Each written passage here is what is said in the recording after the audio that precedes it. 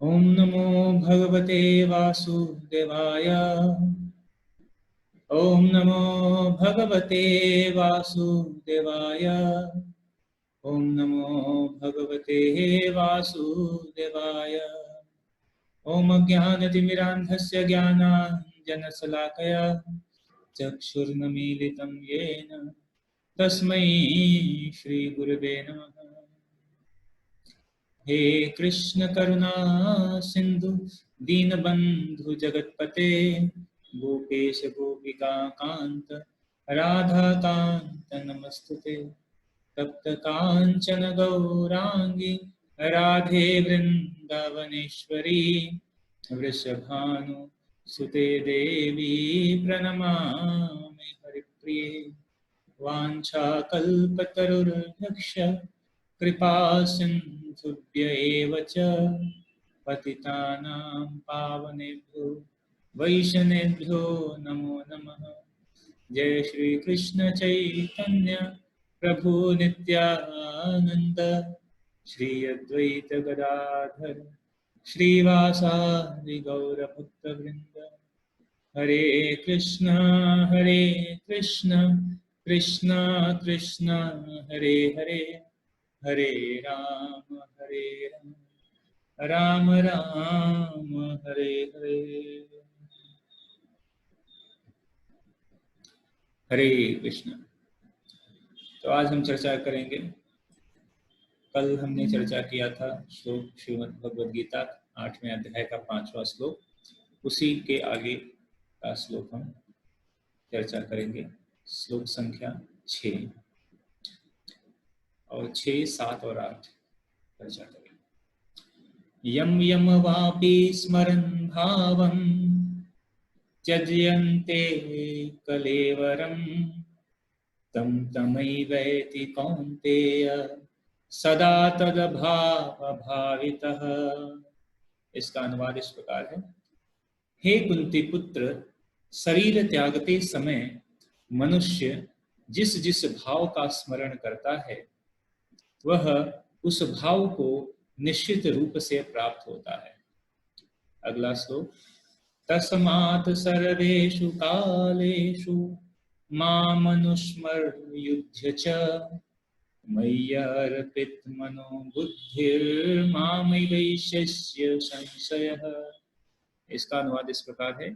अतएव हे अर्जुन, तुम्हें सदैव कृष्ण रूप में मेरा चिंतन करना चाहिए और साथ ही युद्ध करने के कर्तव्य को भी पूरा करना चाहिए। अपने कर्मों को मुझे अर्पित करके तथा अपने मन एवं बुद्धि को मुझ में स्थिर करके तुम निश्चित रूप से मुझे प्राप्त कर सकोगे। और 8वां श्लोक है। अभ्यास योग युक्तेन चेतसा नान्यगामिना परमं पुरुषं दिव्यं याति पार्थानुचिन्तयन्। हे पार्थ, जो व्यक्ति मेरा स्मरण करने में अपना मन निरंतर लगाए रखकर अविचलित भाव से भगवान के रूप में मेरा ध्यान करता है वह मुझको अवश्य ही प्राप्त होता है। हरे कृष्ण। तो कल हमने चर्चा किया था श्लोक संख्या 5। अंतकाले च मामेव स्मरन् मुक्त्वा कलेवरं यह प्रयाति स मद्भावं याति नास्तत्र संशयः। कि जीवन के अंत में जो भगवान का स्मरण करता है और इस तरह स्मरण करते हुए शरीर को छोड़ता है तो वह भगवान के दिव्य स्वभाव को प्राप्त होता है, इसमें किसी भी प्रकार का संदेह नहीं है। तो उसी क्रम में आगे भगवान कहते हैं यम यम वापि स्मरन् भावम्, कि जिस जिस हे कुंती पुत्र, शरीर त्यागते समय मनुष्य जिस जिस भाव का स्मरण करता है वह उस भाव को निश्चित रूप से प्राप्त होता है। तो एक तो प्रभुपाद तात्पर्य में कहते हैं कि यह जो श्लोक है यहाँ पर मृत्यु के समय अपना स्वभाव बदलने की विधि का वर्णन। मृत्यु के समय अपना स्वभाव किस प्रकार हम इस भौतिक जगत से आध्यात्मिक में परिणित हो जाएंगे। तो जिस भाव का स्मरण करेंगे उस भाव का, तो जो व्यक्ति अंत समय में भगवान कृष्ण का चिंतन करते हुए शरीर त्याग करता है तो उसे परमेश्वर का दिव्य स्वभाव प्राप्त होता है। ये कल हम चर्चा किए थे। तो बात कर रहे हैं कि लेकिन कोई ऐसा कहे कि बिना भगवान का चिंतन किए हुए अगर कि कोई दिव्य पद को प्राप्त हो गया या दिव्य स्वभाव को प्राप्त हुआ, तो प्रपात करें यह पूरी तरह यह मिथ्या अवधारणा है। तो बात कहते हैं किंतु यह सत्य नहीं है कि यदि कोई मृत्यु के समय कृष्ण के अतिरिक्त और कुछ सोचता है तो उसे भी दिव्य अवस्था प्राप्त होती है।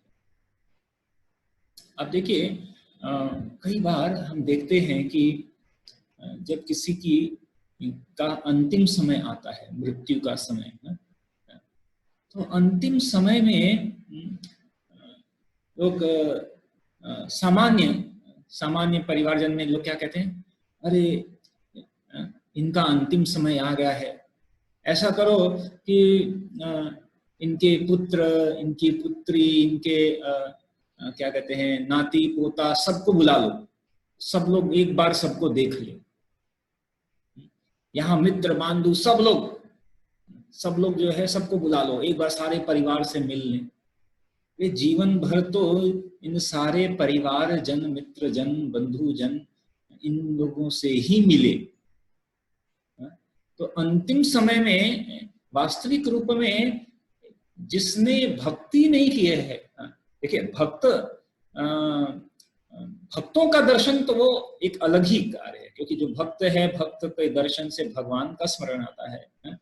लेकिन जो भक्ति मार्ग में नहीं है, ऐसे कोई मरणासन व्यक्ति है और उस मरणासन व्यक्ति के आगे अभी वो अंतिम समय में मृत्यु को के कुछ ही क्षण नजदीक है, और उस समय में लोग और भी लोग परिवार के सारे जनों को सामने बुला कर रख देते हैं कि भाई देखो।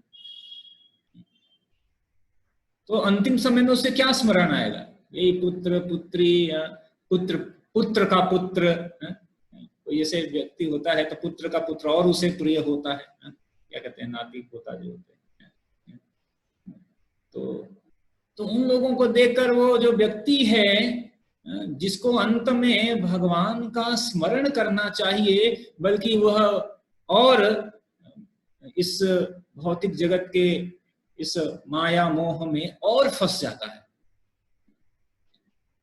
वास्तविक रूप में पहले जो वैदिक काल था, वैदिक काल में लोग चूंकि शास्त्र को पढ़ते थे और इसलिए उन्हें पता होता था कि जब किसी की मृत्यु का क्षण है तो कैसे किसी व्यक्ति के मृत्यु में उसकी मदद की जाए, उसकी मदद की जाए। ऐसा नहीं कि कोई निश्चय ही कोई व्यक्ति जा रहा है अंत समय में तो दुख तो होता है, इतने सालों तक उसके साथ रहे तो दुख है, लेकिन हर व्यक्ति जो है उसके सामने आकर वो रोना शुरू कर देता है और वो व्यक्ति जा रहा है तो वो माया में इंटेंगल हो जाता है, फंस जाता है। तो ऐसा व्यक्ति जो कि आमने अपने सामने भगवान कह रहे हैं कि वो जो जिस भाव का स्मरण करते हुए शरीर छोड़ता है वह उस भाव को प्राप्त होता है। तो अभी सामने आमने सामने सारे परिवार जन, बंधु जन, मित्र जन, इन लोगों को रोते रोते देखकर वो जाता है तो फिर उसकी क्या गति होगी, वो किस लोक को प्राप्त होगा, और उसकी तो बहुत मुश्किल है। इसीलिए जो है हमें चाहिए कि हम लोगों को यह शिक्षा दें कि अंत समय, जब किसी का अंतिम समय है तो उस अंतिम समय में उस व्यक्ति को किस तरह फैसिलिटेट किया जाए। उसको भगवान का चित्र सामने दिखाना चाहिए, जहां या भगवान का कीर्तन चलता रहे, आमने सामने भगवान का जो है, भगवान का और ऐसे कुछ लीला चित्रण ये होना चाहिए।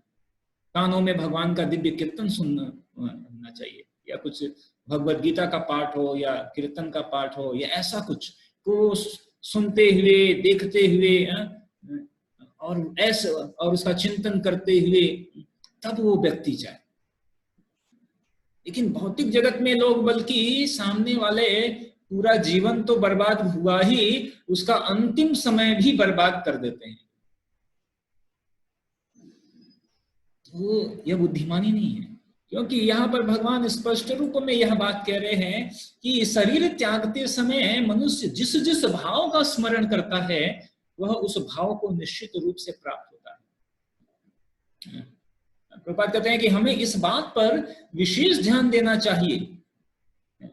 तो फिर कोई मन की सही अवस्था में किस प्रकार मरे, यह प्रश्न भी कह रहे हैं कि मन की सही अवस्था में किस प्रकार मरे। और उदाहरण दे रहे हैं प्रभुपाद, यहां तक कि उदाहरण कह रहे हैं कि महाराज भरत, जो कि एक तरह से भाव की अवस्था में थे, बहुत ही पूर्ण आध्यात्मिक भक्त थे, भगवान के परम भक्त थे और भौतिक आसक्तियों से बहुत दूर थे, समस्त राज्य का परित्याग कर दिया था। और लेकिन अंत समय में जब उनका मृत्यु का समय आया तो उन्होंने एक हिरण का चिंतन किया और फल स्वरूप उन्हें हिरण का शरीर मिला, हिरण के शरीर में उनका देहांतरण। अब सोचिए कि महाराज भरत, जो कि इतने आध्यात्मिक रूप से बढ़े चढ़े हुए थे, लेकिन अंत समय में चूंकि हिरण का स्मरण किया तो उनको हिरण का शरीर प्राप्त हुआ। तो जो लोग भगवान के भक्ति में संलग्न नहीं है और अंत समय में भी वह जो इस तरह के बंधन में ही सोचते हुए, कई बार होता है कि अंत समय में कह रहे कि बस अंत समय में मैं थोड़ा वसीयत लिख कर जाऊं क्या कह रहे हैं, अंत समय में क्या करें, थोड़ा वसीयत लिख कर जाऊं कि मेरा ये धन उसको मिले। मतलब अंत समय तक भी वह वसीयत बनाकर जाना चाहते हैं कई बार लोग, मैं यह वसीयत उसको देकर जाऊं, उसको देकर जाऊं। तो लोग समझ नहीं पाते, और उसका प्रमुख कारण है कि लोगों को आध्यात्मिक ज्ञान का अभाव है। इस जगत में आध्यात्मिक ज्ञान तो है लेकिन लोग उसका अनुशीलन नहीं कर रहे हैं, अनुशीलन का अभाव है। आध्यात्मिक ज्ञान का तो अभाव नहीं है, एक तरह से संपूर्ण ज्ञान भगवान ने यहाँ पर दिया हुआ है भगवत गीता के माध्यम से, अनेक भक्तों के माध्यम से, लेकिन उसका अनुशीलन अब कोई बहुत ही कतिपय लोग कर रहे हैं, बहुत ही कम लोग कर रहे हैं। तो महाराज भरत जैसे भगवान के जो भक्त हैं, ऐसे तो निश्चय ही इसमें कोई संदेह नहीं है कि यह जो प्रकरण है यह भगवान की इच्छा के द्वारा या भगवान की लीला का ही एक भाग है। लेकिन साथ ही साथ हमें इससे यह उदाहरण के रूप में हमें यह समझना चाहिए कि अंत समय में भगवान का जो स्मरण है वह कितना महत्वपूर्ण है। यद्यपि कि चूंकि महाराज भरत जो थे वह अपना संपूर्ण जीवन आध्यात्मिक कार्यों में उन्होंने व्यतीत किया था, इसलिए हिरण के शरीर में भी उनको विगत कर्मों की स्मृति रही, जो कि सामान्यतः होती नहीं। और उनको स्मृति रही कि किस कारण से वह इस बार पशु बने हुए हैं, और इसलिए वह यद्यपि कि हिरण के शरीर में थे, लेकिन पूर्ण रूप आध्यात्मिक रूप में पूर्ण जीवंत और जागृत थे। और इसलिए जब हिरण का शरीर छोड़ा तो वह पुनः मनुष्य शरीर में प्राप्त हुए और जड़ भरत बने। और जड़ भरत के बाद फिर वह इस बार जब उनको पूर्ण यह ज्ञान था कि वो पहले महाराज भरत थे, फिर हिरण बने, फिर इस बार जड़ भरत बने हुए हैं, तो उन्होंने इस बार किसी भी प्रकार का कोई त्रुटि न हो, बिना त्रुटि करते हुए संपूर्ण जीवन और अंत समय में भगवान का स्मरण करते हुए भगवत धाम को गमन करते हैं। तो प्रपात कर रहे हैं कि कोई हो सकता है ऐसा सोचे कि ठीक है, जीवन भर कुछ भी करें और अंतिम समय में भगवान का नाम ले लेंगे। भगवत गीता में बोला है अंत समय में जिस भाव तो अंत में हम ले लेंगे। यह संभव नहीं है, यह संभव नहीं है। हम कल चर्चा कर रहे थे कि जीवन के अंतिम समय में हजारों वृक्षों के डंक मारने जैसा कष्ट। प्रभात करें, निसंदेह मनुष्य के जीवन भर के संचित विचार, संचित जो विचार है वह संचित होकर मृत्यु के समय उसके विचारों को प्रभावित करते हैं। अतः इस जीवन से उसका अगला जीवन बनता है। अगर कोई इस जीवन में सतोगुणी होता है और निरंतर कृष्ण का चिंतन करता है तो संभावना यही है कि मृत्यु के समय उसे कृष्ण का स्मरण बना रहेगा। तो जो जैसा हम जीवन जी रहे हैं इस समय और जो विचार हम कर रहे हैं वह संचित, जो विचार संचित होकर अंतिम समय में वही उसी तरह के जो विचार आएंगे। अगर संपूर्ण जीवन सतोगुणी जीवन बिताया है तो अंत समय में सतोगुणी विचार आएंगे। अभ्यास, क्योंकि अगर जीवन भर अभ्यास नहीं किया है तो अंतिम समय में नहीं आने वाला है, ऑटोमेटिक अचानक से नहीं आने वाला।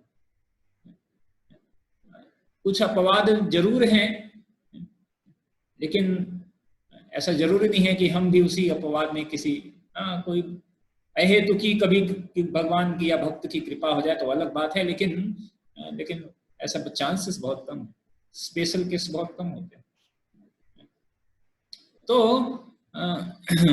इसलिए अगर कोई इस जीवन में सतोगुणी है तो निरंतर कृष्ण का चिंतन करता है तो संभावना यही है कि मृत्यु के समय में भी उसे कृष्ण का स्मरण आएगा, सतोगुणी। और इस प्रकार वह इस भौतिक यह शरीर को छोड़कर वह आध्यात्मिक में परिणित हो जाएगा, कृष्ण लोकों को प्राप्त होगा अगर कृष्ण का चिंतन करके। तो आगे 7वें श्लोक में भगवान कह रहे हैं तस्मात् सर्वेषु कालेषु मामनुस्मरण युध्यच मयि अर्पित मनोर्बुद्धिर मामयि वैश्य असंशय। तो यहां पर भगवान बता रहे हैं कि किस प्रकार भगवान का सदैव चिंतन करते हुए भी सारे कार्यों को किया जा सकता है। कई बार लोग ऐसा सोचते हैं कि भगवान का स्मरण एक अलग कार्य है और हम जो कार्य कर रहे हैं दैनिक जीवन का, घर गृहस्थी का, जो भी वो कार्य एक अलग कार्य है। तो इसीलिए जब कोई किसी से कहो कि अरे आप भगवान का नाम स्मरण करिए, भगवान का नाम जप करिए, भगवान का कीर्तन करिए, तो लोग कहते हैं सर प्रभु जी बहुत समय नहीं है, बहुत व्यस्त हैं, समय नहीं है। अक्सर ऐसा सुनने में आते हैं। तो क्या अरे लोग पर लोग ना समझ महाराज, कुछ लोग कहते हैं कि मेरे को मरने का समय नहीं है, I don't have time to die। मरने का समय, जब मृत्यु आएगी तो फिर वो पता चल जाएगा कि समय है या नहीं है। तो लोग कहते हैं कि समय नहीं है। तो वास्तविक रूप में जो भक्ति का कार्य है, जो भक्ति है वह जीवन का अंग है, या ये कह सकते हैं अंग क्या, वह ही जीवन है। भक्ति के अलावा जो जीवन है वह जीवन नहीं है, वो तो पशुवत जीवन है।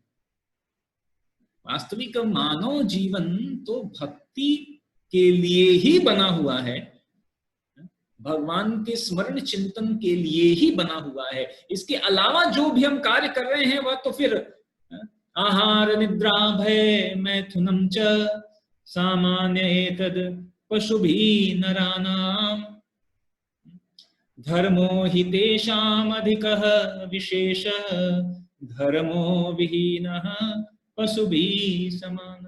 कि धर्म के अलावा जो भी कार्य है, आहार निद्रा भय मैथुन, वो क्या है? वह है पशुभिः समान, वो पशुवत है। मनुष्य का यह कर्तव्य, मनुष्य यद्यपि कि मनुष्य पशु में ये चार चीज समानता है, इसका मतलब ऐसा नहीं है कि कोई खाएगा तो वो नहीं। कहने का मतलब कि खाना, सोना, संतान उत्पन्न करना और स्वरक्षण करना, ये जो चार चीज है ये तो पशु भी करते हैं। तो अगर कोई केवल और केवल यही कार्य करता है मनुष्य शरीर प्राप्त होने के पश्चात भी, तो वह पशु भी समान है, ऐसा शास्त्र बोल रहे हैं। तो उसको क्या करना है कि यह सारे कार्य को कैसे करना है? भगवान के स्मरण को करते हुए करना है। मानव जीवन का मतलब भक्तिमय ही जीवन ही है, भक्तिमय जीवन। बिना भक्ति तो भगवान यहाँ पर कह रहे हैं अर्जुन से, क्या कह रहे हैं कि हे अर्जुन, मेरा स्मरण करते हुए युद्ध करो। कितनी बड़ी बात भगवान करें कि युद्ध करने के लिए मार पिटाई करना है, क्रोध है, वो भी मार पिटाई मतलब थप्पड़ वाला नहीं है, जान से मारने वाली बात कर रहे हैं। युद्ध के समय में मरो या मारो वाली बात है। कि मेरा चिंतन करते हुए, तो प्रभुपाद कह रहे हैं कि अर्जुन को दिया गया यह जो उपदेश है, यह भौतिक कार्यों में व्यस्त रहने वाले समस्त व्यक्तियों के लिए बहुत ही महत्वपूर्ण है, बहुत ही महत्वपूर्ण है। तो भगवान यह नहीं कहते कि कोई अपने कर्तव्यों का त्याग दे।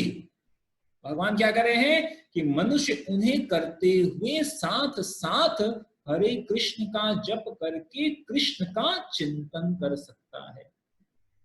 साथ ही साथ हर कार्य को करते ही भगवान का चिंतन कर सकता है। तो इससे क्या होगा कि उसकी समस्त जो भौतिक जो कल्मश है, उन सारे भौतिक कल्मशों से वह व्यक्ति मुक्त हो जाएगा और मन तथा बुद्धि को वह भगवान में प्रवृत्त कर सकेगा।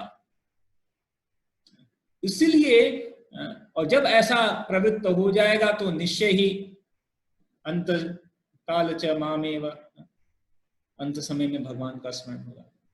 इसलिए भगवान जो है यह महत्वपूर्ण बात कह रहे हैं। और अगले श्लोक में भगवान कह रहे हैं अभ्यास योग युक्तेन चेतसा नान्यगामिनः परमं पुरुषं दिव्यम याति पार्थ अनुचिन्तयन्।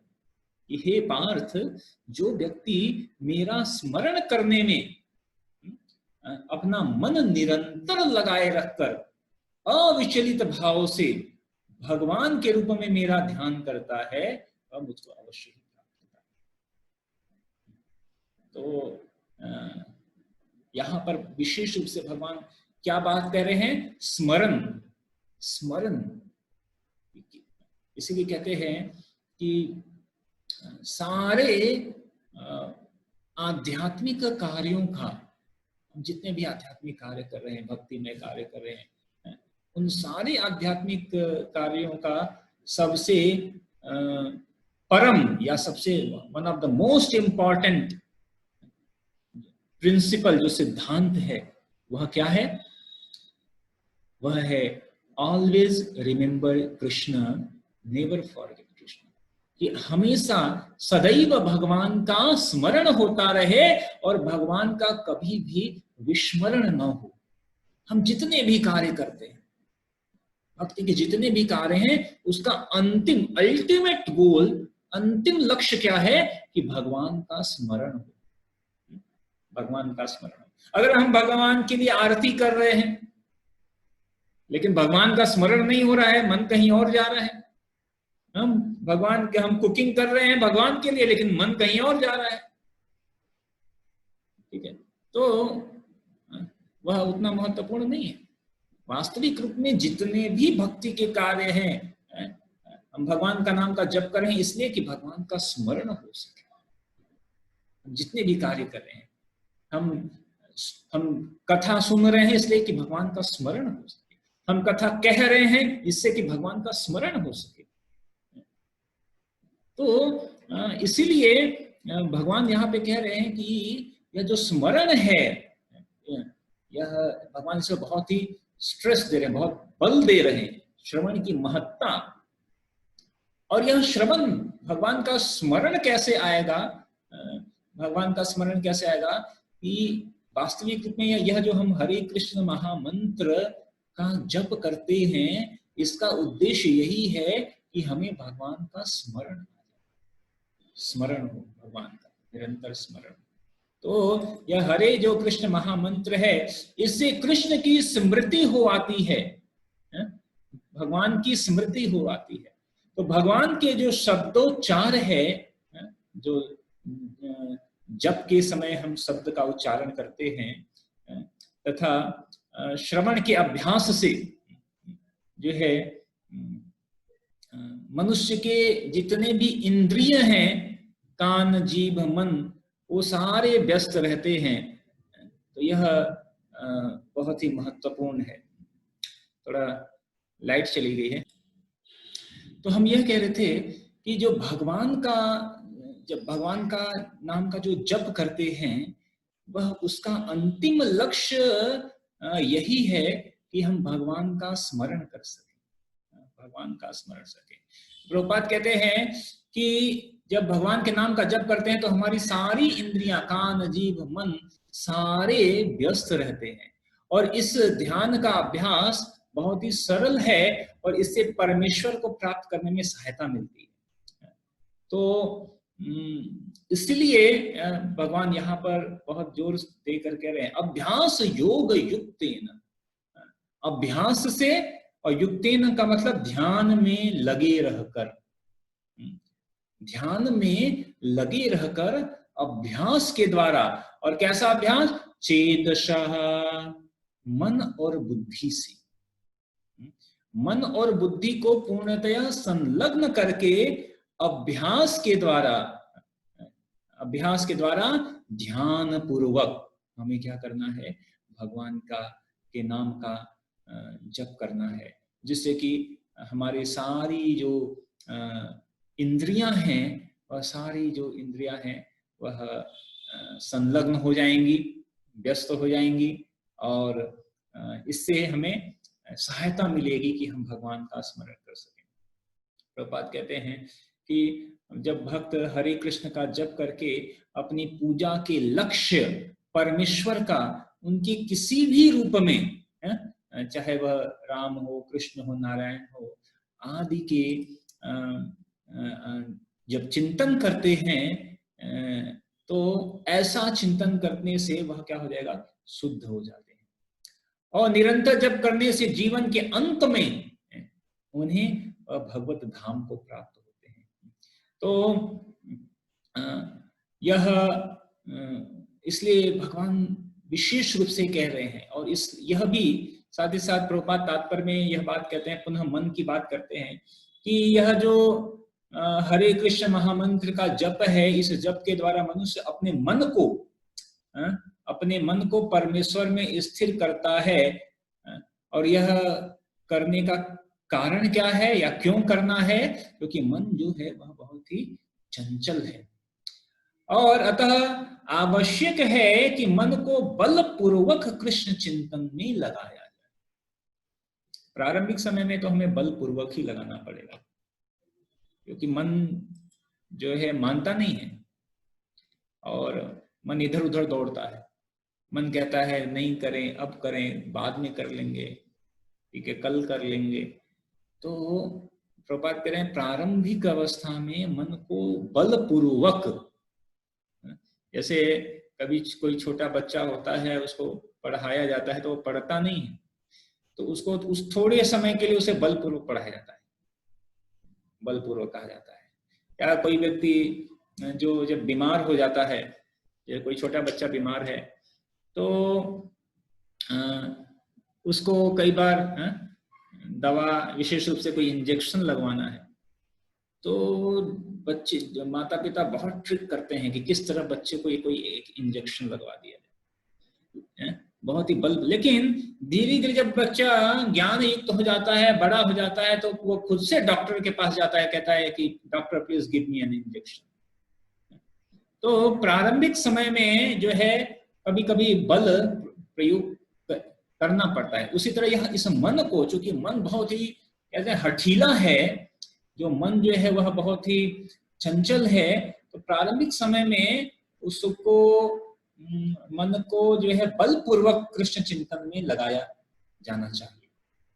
तो बात करें प्राय उस प्रकार एक प्रकार कीट का दृष्टांत दिया जाता है जो तितली बनना चाहता है और वह इस जीवन में तितली बन जाता है।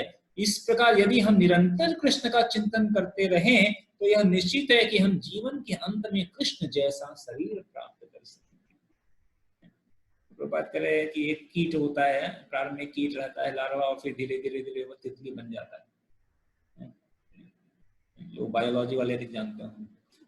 तो उसी प्रकार जो निरंतर भगवान का स्मरण करता रहता है, चिंतन करता रहता है, तो प्रपात करें निश्चित रूप में जीवन के अंत में कृष्ण धाम को प्राप्त करेगा, भगवान के जैसा भाव को प्राप्त करेगा।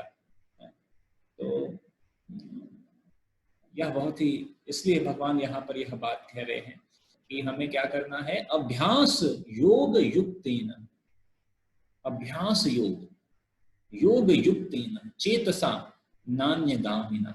नान्यगामिना मतलब बिना विचलित हुए, बिना विचलित हुए, हमें बिना विचलित हुए इस मन बुद्धि को ध्यान में, अभ्यास के द्वारा ध्यान लगाकर जो है हमें क्या करना है, अनुचिंतयन, निरंतर, भगवान के अनुचिंतन मतलब निरंतर चिंतन करना, ऐसा नहीं कि कभी कभी कर लिया, तो निरंतर चिंतन करना है। ऐसा निरंतर चिंतन करने से क्या होगा, परमं पुरुषम दिव्यम याति, ये परम पुरुष भगवान जो है, जो दिव्य हैं, उनको हम प्राप्त कर पाएंगे। तो इसलिए यह बहुत ही महत्वपूर्ण यहाँ पर भगवान यह उपदेश दे रहे हैं। ठीक है, हरे कृष्ण। किसी का कोई प्रश्न है तो प्रश्न ले सकते हैं।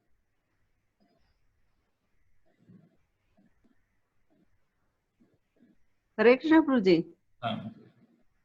हाँ प्रभु जी, मेरा ऐसा प्रश्न है कि जागृत अवस्था में यानी जागते हुए जब मृत्यु आती है तब तो संभव है कि चलो हम भगवान को याद करते हैं, पर मैंने ऐसे लोगों को देखा जो सोते सोते ही मर जाते हैं, तो उनकी कैसे, किस तरह से उनकी गति होती है?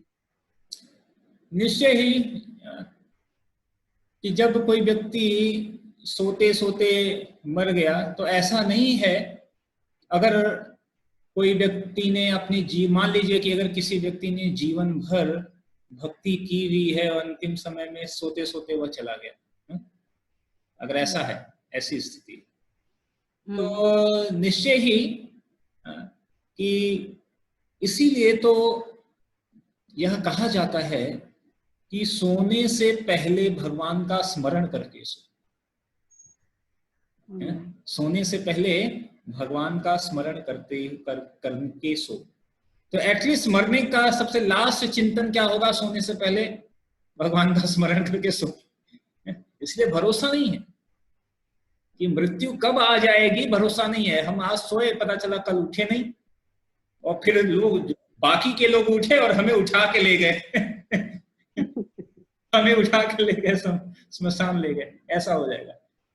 कि इसीलिए अंतिम समय में हमें भगवान का स्मरण करके, मतलब अंतिम जब सोते हैं तो सोने से पहले भगवान का स्मरण करके सोते हैं, तो निश्चय ही उसने जीवन भर जो जिस तरह का जीवन बिताया है, और अंतिम समय में मृत्यु के, मतलब या सो रहा है तो सोने से पहले जो चिंतन मनन कर रहा होगा या किया होगा, उसके आधार पर भगवान करेंगे कुछ व्यवस्था उसकी। तो अगर कोई भक्त है तो निश्चय ही उसने जितनी भक्ति की है उस भक्ति का तो क्षय कभी नहीं होता है। जितनी भक्ति की है तो उस भक्ति के आधार पर निश्चय ही उसको जो है कुछ अच्छा शरीर या कुछ अच्छा ऐसा प्राप्त होगा। और यहाँ तक कि इसीलिए यह भगवान जो कह रहे हैं अभ्यास योगेन, कि हम ऐसा ऐसा अभ्यास करें कि स्वप्न में भी भगवान का स्मरण हो। ऐसी स्थिति आनी चाहिए कि स्वप्न में भी भगवान का स्मरण ही होता रहे। तो निश्चय ही ऐसी कुछ चीजें हैं, लेकिन अंत समय में सोने से पहले उसने जो स्मरण किया होगा उसके आधार पर, या पूरे जीवन जो किया होगा उसके आधार पर भगवान उसका कुछ व्यवस्था करेंगे। भौतिकवादी है तो फिर उसका तो कुछ हो नहीं सकता है। तो लेकिन अगर भक्त है तो निश्चय ही भगवान उसकी संपूर्ण जीवन की भक्ति को कंसीडर करते हैं, और कई बार ऐसी व्यवस्था बनाते हैं सामने वालों को पता न चले। हो सकता है लोग सोचे कि सोते सोते चला गया, हो सकता है अंत समय में वो क्या पता बाह्य दृष्टि से नहीं आंतरिक दृष्टि से उसको चिंतन आया हो। तो इसलिए भगवान भक्त की जरूर मदद करते हैं न कि न प्रकार। हमें भगवान पर टोटली समर्पित सरेंडर हो जाना है। अभी आप जैसी ले जाना चाहो हम तैयार हैं। जीवने मरणे आर नहीं हो। तो हमें उसके विषय में चिंतन उतना करने की नहीं है कि हम, तो इसलिए बेस्ट है, प्रभुपाद ने कहा कि सोने से पहले भगवान का कृष्णा बुक पढ़कर भगवान का स्मरण करते हुए सोइए, rather देन कि फेसबुक और चैट व्हाट्सएप का डीपी और स्टेटस देखते हुए सो। तो वो हमें व्हाट्सएप लोग और फेसबुक लोग में ले जाएगा। ठीक है, तो अगर हम भगवान का स्मरण करते हुए सोए, कुछ सुनते हुए सोए, कीर्तन सुनते हुए सोए, कृष्णा बुक पढ़ते हुए सोए, तो वह निश्चय ही हमारे लिए मदद करेगा। तो इसीलिए प्रभुपाद ने दिया है ना Krishna book, night time, bed time book क्या है? कृष्णा। इसका चिंतन करते हुए, मनन करते हुए